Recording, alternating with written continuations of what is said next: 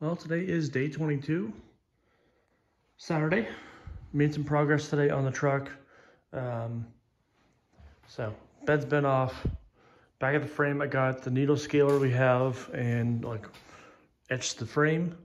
Try to get that Vietnam black rust protector off, and as well as the green and some of the blue paint as well. So frame's ready.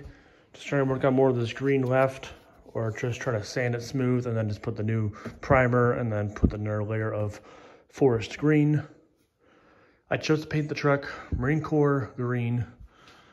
I'm trying to stay with the Navy stuff. It's more where I come from a Sea Cadet, a Navy and Marine Corps partner. Not back then probably, so I'm gonna go with a Marine Corps green. The Army green this truck was, it's like a brown. I don't like it. And this newer green, which is fine. I'm okay with this green, as you see, but I kind of Marine Corps better. So it's a bit darker, and as time comes, it will fade and then get brighter. So I'm gonna go Marine Corps and give it 5-10 years, and then it'll fade away towards this. So back of the frame is all done. Overall done. There's still nooks and crannies to work on, these handles or tie downs. Tomorrow Dad wants to pull the tires off and just do full on axle detail with the needle scaler. This tool. So tomorrow's focus is back here. Then onto the cab. Take the cab mounts off, steering column off, a few wires and all. I'm going to lift the cab off the frame and set it onto a skid, put it away for a while. I want to get this chassis down the bear, primered and painted. I'm not pulling things apart. Axles, suspension, they stay on. All those lines, wires, they stay on. Air tanks stay. I'm not going that in depth, but I want to do enough so it looks proper. Not half-assed, like I left tires on, I left the cab on. No, I'm going a little bit deeper into it. So yeah, that's what I'm working on right up here. Up front, I got more things done today. Walk outside. It's dark. 11 o'clock at night. About to go in. So we put a 2x4 block of wood down here. Lift the cab up to give it some room for the bell housing to get room. They pulled the transmission out and the motor out. It looks simple right now, but it was 3 hours of me and Dad with 3 tractors trying to lift the motor out. Still a struggle, but it's out. The one thing that we had problems with was I forgot to unhook this line right here. Forgot that line to unhook, and then that big one right there broke. And it stretched out. I don't know where. It's for an airline for something. So that broke. Just a fitting, it looks like. But I'm getting a whole new motor, so I'm not worried wherever that came from. I mean, the line's bent now. Sucks, but besides that, that's not bad. So that's all I had troubles with for disconnecting stuff. Motor mounts were easy. Lifting out was a trick. But tomorrow's plan is pull the cab off and then just work on the up front, get this all degreased, power washed, and then needle scale the front end of the frame. Bumper will come off.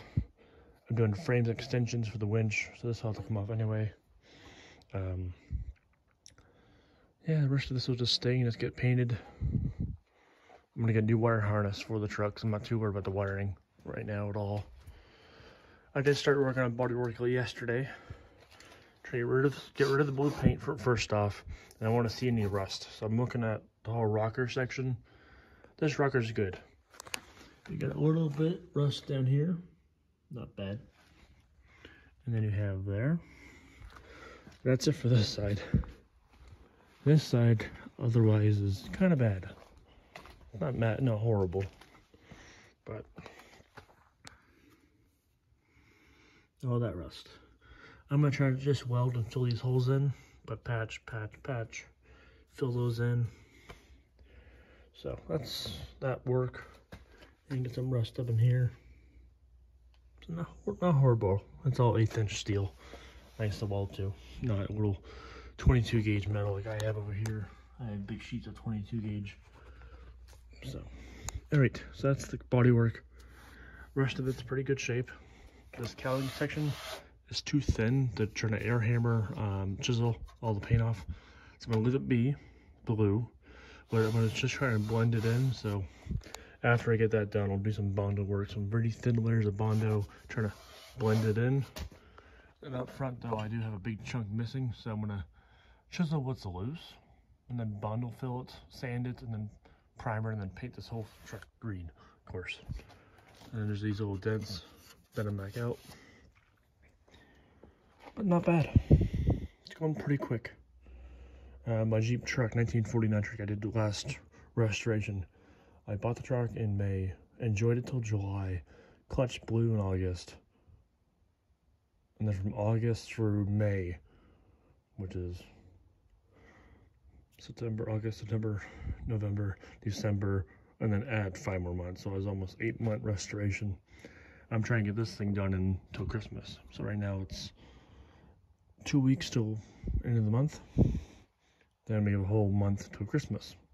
I got a week off work. So I have a month and a half pretty much to get this truck restored.